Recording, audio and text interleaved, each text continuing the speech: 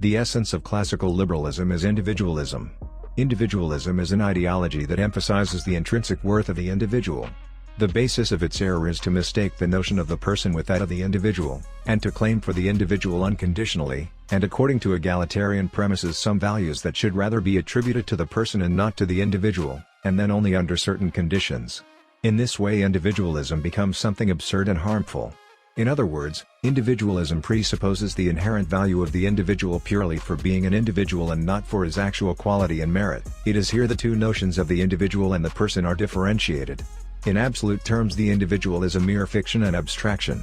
In this way, a society of individuals is no different to a society of atoms or mass of atoms. This ideology that supposedly upholds the dignity of man instead degrades him. Not only in principle but historically too, individualism is at the beginning and at the origin of many interconnected forms of modern subversion.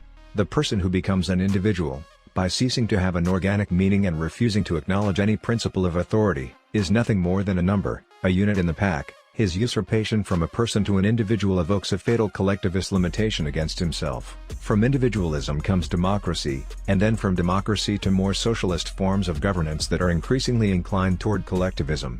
This pattern has long been recognized.